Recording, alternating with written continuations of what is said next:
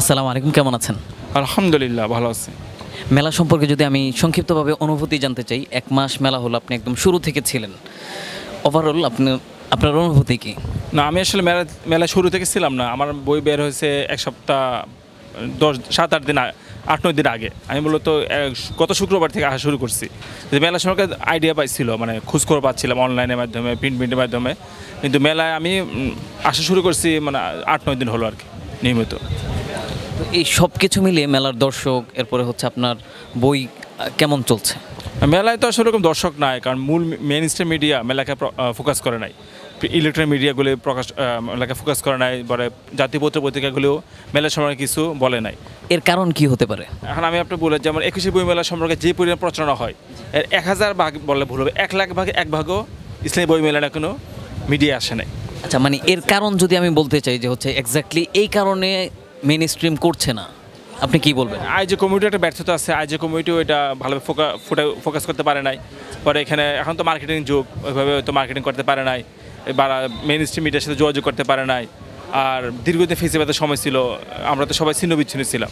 মানে মূলত মেলাটা আমাদের ভিতরে হচ্ছে, মানে আমরাই পাঠক, আমরাই লেখক, আমরাই ক্রেতা, এরকম আর কি। উচিত ছিল এটা জনতা, মানে জনসাধারণের কাছে নিয়ে যাওয়া, এটাতে ব্যর্থ হয়েছে।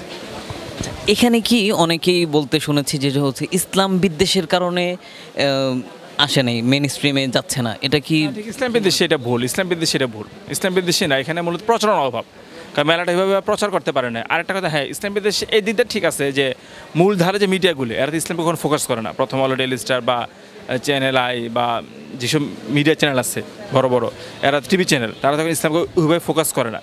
সেটা ইসলাম বিদ্বেষী আছে, এটা মিডিয়ার ক্ষেত্রে। কিন্তু জনগণ যদি জানতো, তাহলে জনগণ ঠিকই আসতো। জনগণের কাছে তারাও পৌঁছাইতে নাই, আমরা পৌঁছাতে পারি নাই। মেলাতে আপনার কি কি বই এসেছে? মেলাতে আমার শুধু ২টা বই বের হয়েছে, এই যে ফারিব রচনা সমগ্র, প্রথম খণ্ড, দ্বিতীয় খণ্ড।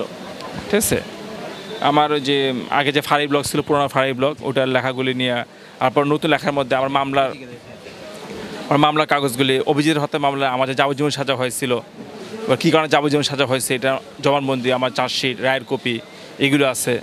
আমার তো 5টা মামলা হয়েছিল, ওই মামলা সংক্রান্ত যে ব্যাপারগুলো, মানে যে লেখাগুলির কারণে মামলা হয়েছিল, সেই লেখাগুলি এই বইতে আছে আর কি।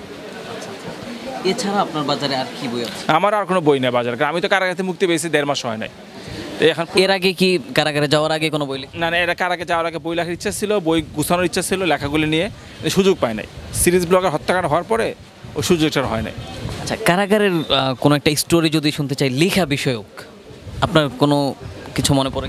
কারাগারে কাগজ কলম নিষিদ্ধ, কারাগারে কলম দেওয়া হয় না, কাগজ কলম নিষিদ্ধ। ওখানে কাগজ কলম পেলে রিপোর্ট করা হয়, নিয়ে যাওয়া হয়।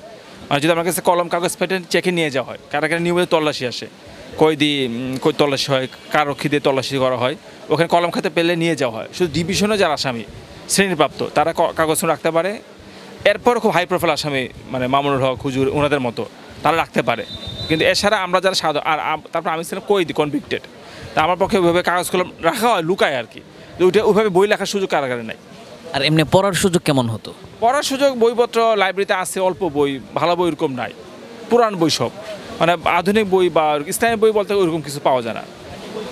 এই দীর্ঘ কারাবাসের সময়টার মধ্যে সবচেয়ে হৃদয় বিদারক কোন কাহিনীটা হয়েছে আপনার সাথে, মানে নির্যাতন হয়েছে? কারাগারে তো মোবাইল ফোন অবৈধ, কারাগারে তো মোবাইল ফোন তো আবার দরকার ছিল, কারণ আমরা তো সরকারি ফোনে কথা বলার সুযোগ পেয়েছি 5 আগস্টে পরে। এর আগ পর্যন্ত আমরা সরকারি ফোন পেতাম না, তা আমরা তো অবৈধ মোবাইল ব্যবহার করতে হতো বাধ্য হয়ে।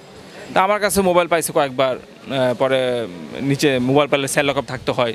আমি তো কই দিচ্ছিলাম, তো মোবাইল পেলে কাপড় চোপড় নিয়ে যাওয়া হয়। মানে আমরা যে কাপড় চোপড় পরে আসছি, এটা কিন্তু জেলকুট হিসেবে অবৈধ একজন কয়েদির জন্য, যারা কনভিক্টেড, সাজাপ্রাপ্ত। তো যখন মোবাইল পায় আর কি, তখন এই যে কাপড় চোপড় এগুলো নিয়ে যাওয়া হয়। তখন আপনার সাথে এমন হয়েছে আমি প্রায় 7 দিন কইদে কাপড় পরা অবস্থায় ছিলাম, 7 দিন নিচতলা রাখা হয়েছিল। তখন ওই যে সুপার দফার লোক যারা ছিল, ওই যে বাগান ঝাড়ু দেয়, ময়লা ড্রেন পরিষ্কার করে, এদের কাছে কাপড় নিয়ে আমার চলতে হয়েছে, খুব কষ্ট আর কি। মানে জেলকুট হিসাবে এই কাপড়গুলি নিষিদ্ধ কয়েদির জন্য, যারা কয়েদি।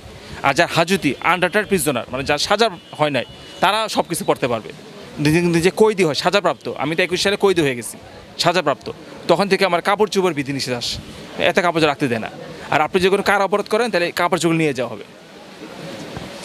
আগামী 21শে বইমেলাকে নিয়ে আপনার কোনো প্ল্যানিং আছে? 21শে বইমেলা উপলক্ষে ইনশাল্লাহ ইচ্ছা আছে যে আমি কারাগার জীবন নিয়ে একটা বই লেখার চেষ্টা করতেছি, যে কারাগার যেমন ছিলাম এই টাইপ, ওটা ইনশাল্লাহ বের করার ইচ্ছা আছে, যদি হয় আর কি। তো আপনাকে অনেক বেশি ধন্যবাদ আমাদেরকে সময় দেওয়ার জন্য। আচ্ছা ঠিক আছে, আল্লাহ হাফিজ।